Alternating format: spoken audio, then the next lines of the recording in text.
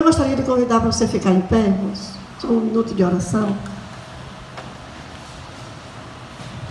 Bom Deus, Pai amoroso que está no céu, que dia maravilhoso, Senhor. Que momento especial. Como é bom estarmos juntos em Tua presença. Agora, Senhor, queremos que esses momentos juntos marquem a nossa vida. Queremos que a Tua palavra, o falar do Teu Espírito, toque, marque a nossa vida. Como o irmão Toninho falou na palestra, esse momento não volta nunca mais. O pastor pode até ainda cantar esse louvor aqui muitas vezes, mas esse momento não volta nunca mais. Que possamos considerar isso, Senhor, a brevidade da nossa vida e a importância de ouvir bem o que o Senhor nos diz. Pois agora nós vamos abrir a Tua palavra para esta sobremesa espiritual deste dia de hoje. E rogamos que o Teu Espírito Santo fale. Em nome de Jesus. Amém. Amém. Amém? Amém. Você pode abrir sua Bíblia em Isaías capítulo 58.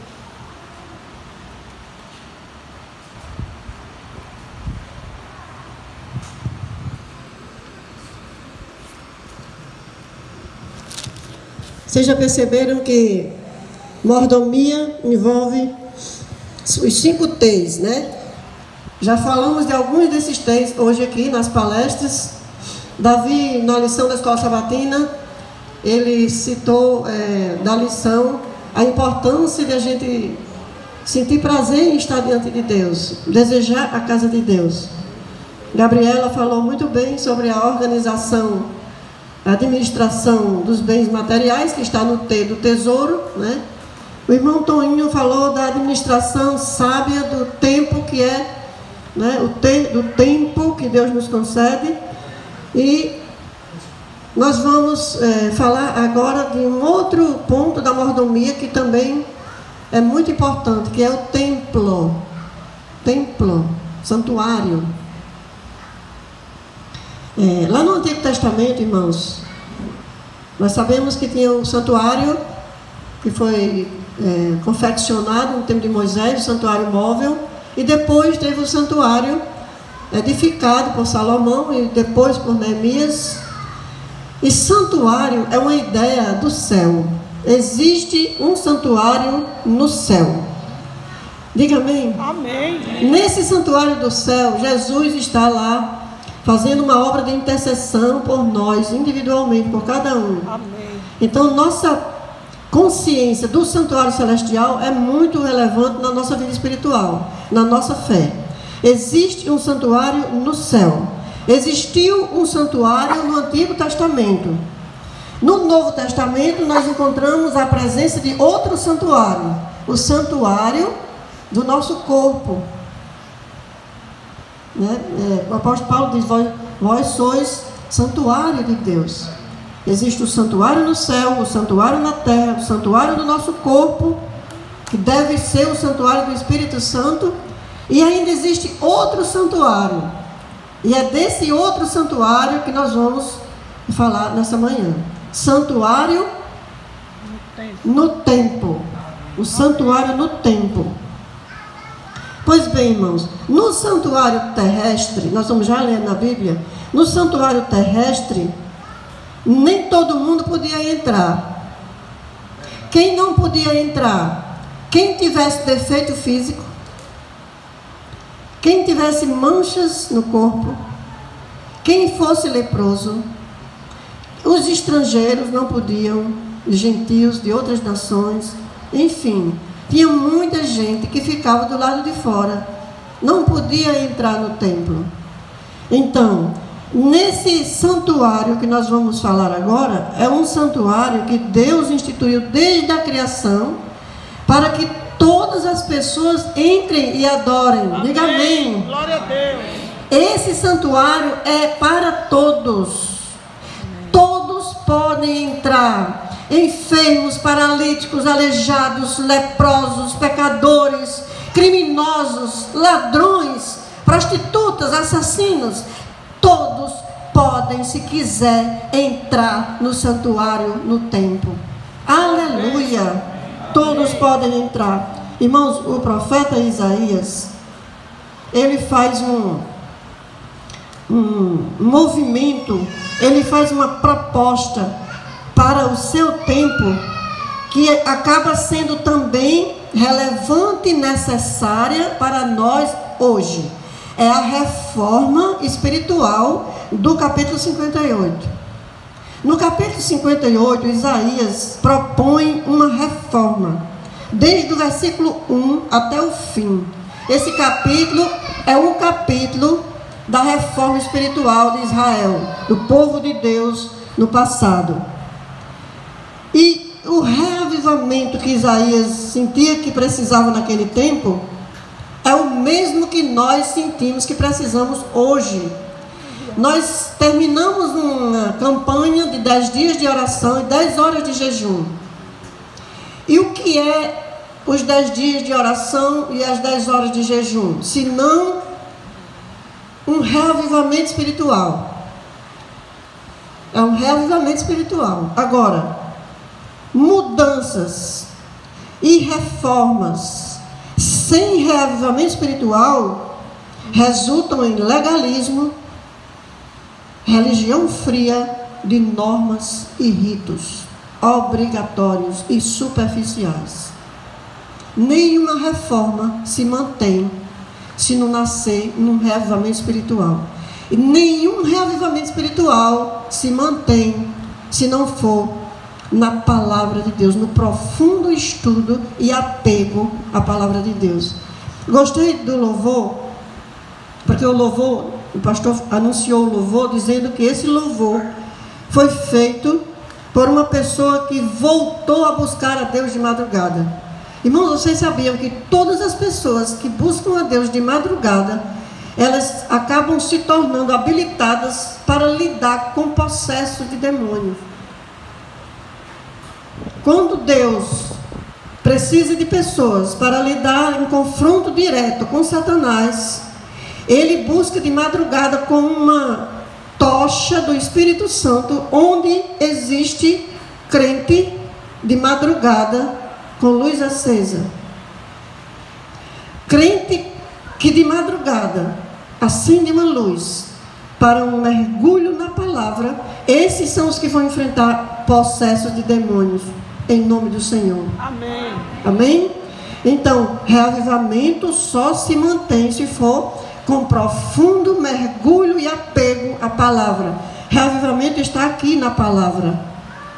Agora, como o assunto é santuário do templo, o mandamento, quarto mandamento diz para a gente se lembrar desse santuário.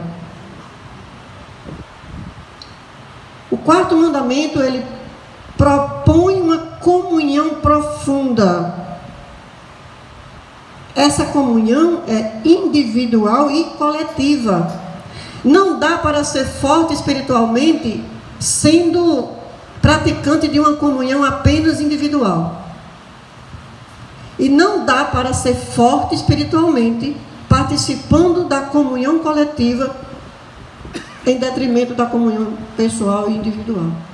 O sábado é um santuário no templo para você ter comunhão individual e coletiva. Individual e coletiva. Vamos ler agora o texto? Você está em Isaías 58. Vamos ler o verso 13.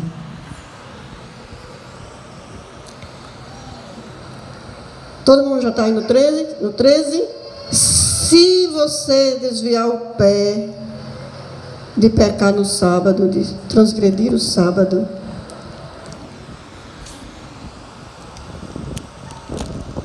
e de cuidar dos teus próprios interesses, se você não cuidar dos seus próprios interesses no meu santo dia,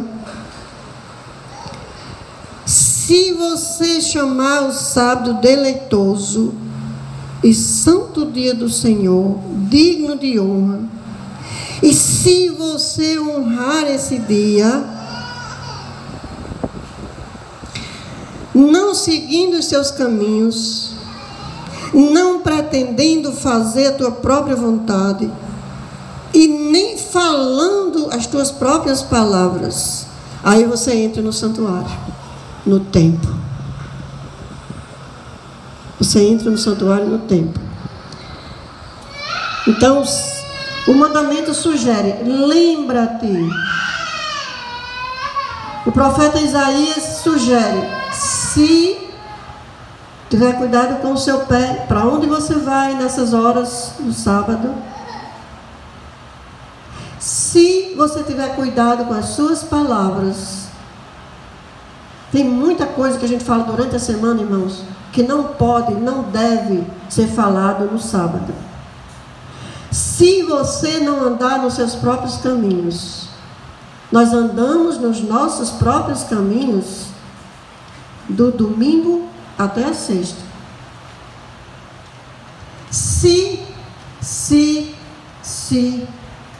Então você entrará no santuário no templo. O sábado pode ser profanado. Isaías disse: se guardar o pé de profanar, o sábado pode ser profanado. Isso, uma coisa só pode ser profanado se for sagrado. Não se pode profanar algo que não seja sagrado. Se o texto está sugerindo que nós podemos profanar o sábado, irmãos, é porque o sábado é sagrado. Responda aí, irmãos. O sábado é sagrado. É santo. Só se profana algo santo, algo sagrado. Agora uma pergunta para você refletir. O Espírito Santo está falando, não sou eu que estou falando. Que tamanho é o seu sábado? Quantas horas tem seu sábado? Que espaço tem esse santuário no templo para você? Obrigada. O que você pode e o que você não pode fazer no santuário no templo? Tem coisas que aqui na igreja não pode fazer. Tem coisas que a gente deve fazer aqui na igreja.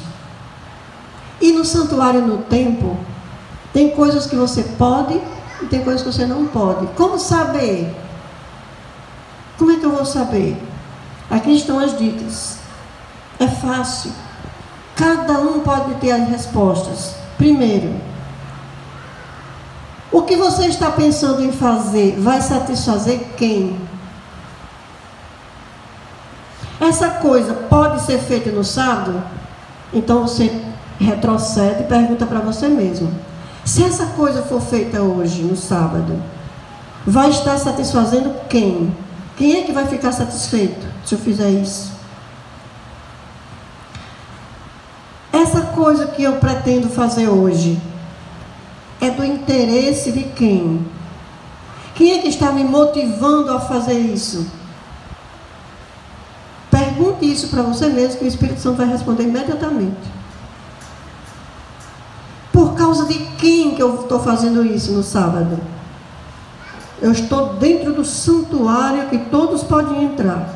O que eu posso fazer? O que eu estou fazendo é por causa de quem? Lembrando que Isaías disse que nossos caminhos, nossas palavras, nossas atitudes não devem ser praticadas dentro do santuário no templo. Então, Deus nos oferece um leque de coisas, de atividades, funções e deveres para serem praticados dentro desse santuário no templo. Irmãos, devemos ter muito cuidado para não profanar o santuário no templo com o outro santuário, porque este santuário do corpo, ele tem poder para profanar o santuário no templo. Como assim? Porque o santuário no templo, irmãos, Deixa eu explicar um negócio aqui. No Antigo Testamento, os homens de Deus no Antigo Testamento, eles tinham um selo de pertencimento. E o selo não era visível.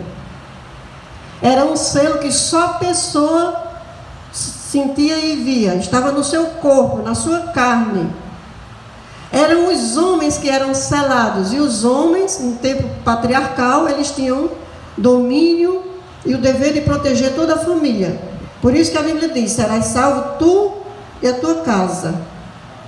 Então, o selo de Deus no Antigo Testamento era um selo na carne do homem, do corpo do homem. E não era visto pelas pessoas. A pessoa que era selada sabia que era selada, sabia que pertencia a Deus. Esse selo era o selo da circuncisão. Ninguém podia ver o selo no outro, a não ser o cônjuge. E o selo do Antigo Testamento, o selo da circuncisão, ele era tanto para o bem da saúde, como para a paz e a certeza de pertencimento a Deus. Qual é a diferença entre o selo do Antigo Testamento e este selo agora, no fim dos tempos, que é o selo revelado para todo o povo de Deus, desde 1844, toda a luz que nós precisamos foi sendo dada, crescente e gradativamente, e hoje todo mundo sabe que o selo de Deus, que está sendo colocado na testa do cristão fiel, é o santuário no templo. Todos os fiéis são marcados com o selo do quarto mandamento. Está lá em Apocalipse capítulo 7. Não danifiqueis, essa foi a ordem do anjo poderoso. Não danifiqueis a terra, nem o mar, nem as fontes das águas, nem as árvores. Não danifiqueis o planeta, até selarmos na testa os servos do nosso Deus. Esse selo de hoje também é para a nossa saúde e também é prova do pertencimento a Deus, irmãos. Se você não quiser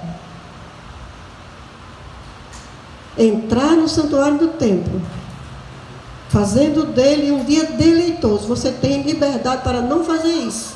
Só que você não tem a segurança da saúde e também não tem a segurança do pertencimento a Deus, porque o texto bíblico diz que esse sinal, esse selo servirá de sinal para que todos saibam que vocês me pertencem. Diga amém. Amém.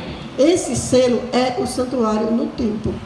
Você pode profanar esse santuário no templo com a sua mente, com os seus olhos, com os seus ouvidos, ouvindo o que não deve ouvir no sábado, olhando o que não deve olhar no sábado, falando o que não deve falar no sábado, e os seus pés indo para lugares que você não deve ir no sábado. Se você colocar todos esses sis no sentido positivo, então você está no santuário do templo. Glória a Deus. Amém. Então, irmãos, pois é, 24 horas de adoração. Agora veja só, irmãos, o selo de Deus não está no clube de desbravadores. Tem gente que passa a semana todinha trabalhando, vai para a academia, vai para a escola, vai para o trabalho, aí no sábado ele está doente. E aí no domingo de manhã ele está bonzinho lá no clube de desbravadores, lá na reunião do clube. Essa pessoa está recebendo o selo de Deus, sim ou não? Por quê? Porque o selo de Deus é a guarda, é a reverência, é a adoração no santuário do templo. Fora desse santuário, tem selo para o povo de Deus? Não. Não, irmãos. Não tem selo fora desse santuário. Ou você entra nesse santuário para adorar, ou você fica sem o selo. Tem um tipo de doença maligna, diabólica, pior do que lepra, que é a doença do sábado de manhã. E os que ficam doentes no sábado de manhã, no sábado de tarde, estão curados. Esses recebem o selo de Deus? Então, irmãos, é para a gente clamar, é para a gente chorar, é para a gente jejuar, é para a gente acordar de madrugada. Até que dentro de nós existe um sentimento de perda por aqueles que estão se perdendo dentro da igreja. O selo de Deus não está no clube de desbravadores. O clube de desbravadores é um departamento, como é a tesouraria, como é a escola sabatina, como é o ministério de ASA, de assistência social, como é mordomia. A mordomia, a igreja tem uma diretora de mordomia que ela exerce um departamento, assim como o clube de desbravadores, o clube de aventureiros, também é um departamento da igreja. Irmãos, nunca, nada pode ser colocado no lugar da adoração do sábado. E se tiver alguém aqui, hoje, que está nessa, em nome do Espírito de Deus, ajeite hoje, corrija hoje, para que a misericórdia de Deus nos alcance novamente e possamos buscar a Deus e receber o selo de Deus.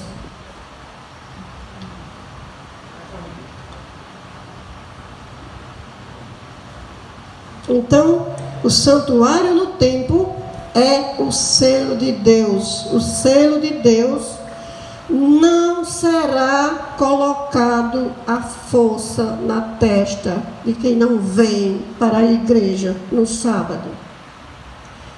Ser o santuário é uma coisa. Acreditar no santuário celestial é outra coisa, muito importante. Vir para a igreja no sábado é outra coisa. Porque essa coisa de vir para a igreja no sábado, adorar nesse momento de adoração coletiva, diz externamente se nós estamos sendo selados ou não. Antes que a porta da graça se feche, Deus vai terminar o processo de selamento.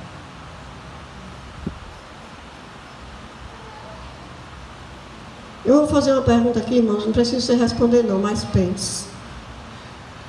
Quem aqui tem certeza que seus pecados foram perdoados?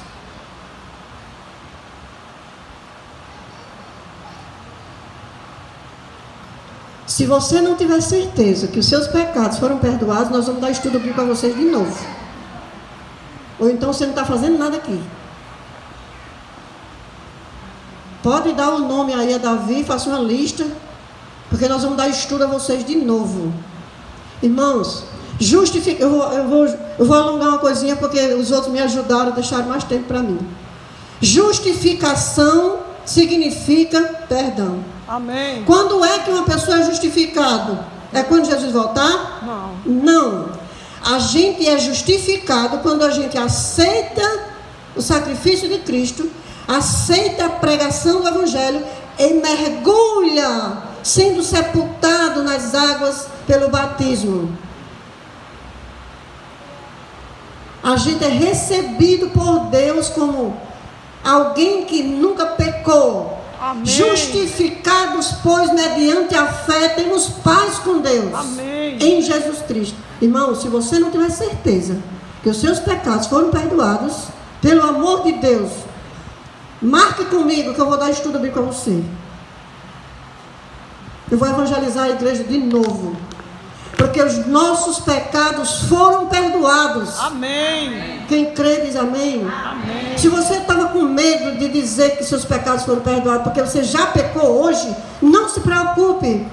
O que você pecou há 1 minuto atrás e já pediu perdão aqui na oração, Deus já perdoou, já esqueceu. Aleluia. Amém. Nosso Deus é vivo, Ele é relacional, irmãos. Um escritor lá de Noruega, ele escreveu uma frase que eu achei linda, porque um dia eu já fui uma pessoa apaixonada. Já me apaixonei algumas vezes na juventude e hoje eu sou uma velha apaixonada, arriada os 4 pneus. Pense numa mulher apaixonada. E esse escritor da Noruega, ele escreveu que religião só é religião de verdade se houver um relacionamento pessoal e verdadeiro com Deus. Se não tiver relacionamento verdadeiro e pessoal com Deus, você não tem uma religião. A outra coisa que ele diz: relacionar-se com Deus é como você olhar nos olhos de alguém e querer se demorar naquele olhar e não querer olhar mais para os olhos de ninguém mais, só para aqueles olhos. Vocês sabiam que os olhos têm poder de conquista, têm poder de domínio? Então, o escritor norueguês, ele está dizendo assim: você tem que se apaixonar por Jesus num relacionamento tão íntimo, a ponto de você olhar para os olhos dele e querer ficar nos olhos dele. Sabe o que acontece quando você olha para os olhos do outro? Você já sabe o que acontece, não sabe? Toninho, quando você olha dentro dos olhos da sua mulher, você vê quem? Você vê você, irmão. O olho do outro reflete nós. Quando o pastor Fernando olha nos olhos de Denise, e olha que ela tem os olhos lindos, quando ele olha nos olhos dela, ele vê quem? Ele vê ele. Então, relacionamento com Deus, irmão, é você olhar para os olhos de Jesus e ver você dentro dos olhos dele. Amém. E aí você não vai mais querer olhar para os olhos de outra pessoa. Você não vai mais querer pegar apetrechos, como diz Luísa, e botar dentro do santuário no templo. Você não vai querer que outra coisa desvie o seu olhar. Quando você era jovem, que você estava apaixonado, podia estar chovendo, você ia. Se tivesse transporte, você ia. Se não tivesse transporte, você ia. Eu pegava carona. Angelina saía daqui de carona para Caicó para ver um coitado, um Zelezinho. Porque a paixão é louca. A paixão é cega, esmiolada. O escritor norueguês está dizendo que a nossa paixão por Jesus, o nosso relacionamento com Ele, tem que ser olho no olho. Nosso relacionamento tem que ser olho no olho. Quando o sol se põe na sexta-feira, Jesus dá uma piscada para você. Olha para cá. Olha para mim, ó. Atenção. Olha para mim. 24 horas. Olha para mim. Olha para os meus olhos. Quem você vê nos meus olhos? E assim nós estaremos nos olhos de Jesus. Jesus diz que a igreja é a menina dos seus olhos, porque ele olha para a igreja. E se a igreja olhar nos olhos de Jesus, a igreja vai ver a igreja nos olhos de Jesus. Amém. Irmão, você quer ser a menina dos olhos de Deus? Sim. Você quer ser verdadeiro adorador? Você quer desenvolver um relacionamento pessoal e profundo com Deus, como alguém que está apaixonado? Sabe o que uma pessoa apaixonada faz? Loucura. Sai daqui da rodoviária para vir para minha casa e vai passar lá na Praça Getúlio Vargas. Eu digo porque eu já fiz isso. Sair da rodoviária a pé para ir para minha casa e dar uma passadinha na Praça Getúlio Vargas, que hoje é Praça São João. Praça São João, aquela praça da Igreja Matriz São João Batista. Uma pessoa que faz isso está em São Juízo. Tá não, irmão, está apaixonada. Quando nós estivermos apaixonados por Jesus, nós vamos fazer tanta loucura que todo mundo vai dizer: nossa, como é que eles têm coragem de fazer isso? E essa loucura da paixão por Jesus é resposta da loucura de Jesus na cruz, dando a vida por nós. Amém. A nossa resposta ao amor de Jesus por nós só pode ser um amor tão profundo a ponto de ficarmos loucos. Você deseja ser louco ou você deseja continuar vivendo como as pessoas que têm juízo? Eu desejo ser louca, louca por Jesus. E se você deseja, porque lá no santuário, no templo, tem lugar para louco. Eu quero permanecer louca, olhando para os olhos de Jesus, e Jesus, vai fazer isso, minha filha, vai dar um estudo, vai visitar a Maria de Calão, vai fazer não sei o quê, e eu nos olhos dele. Porque assim nós permaneceremos firmes. Amém? Amém? Diga amém. Nunca mais se ausente do culto do sábado.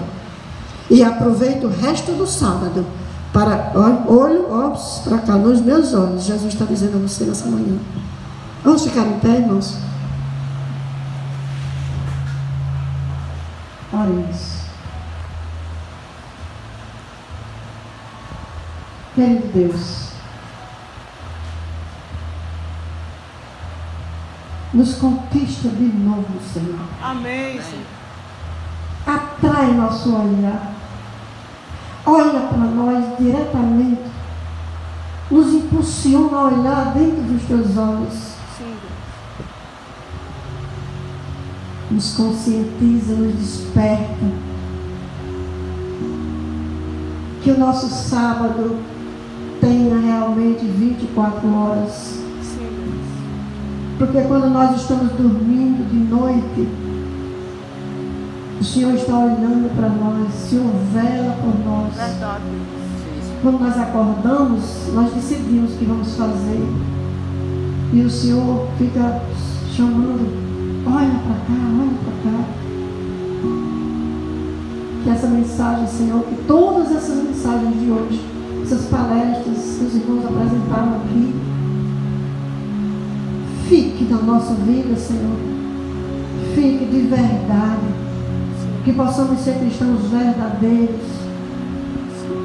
Agora, Senhor, abençoe o almoço que nós vamos servir ali.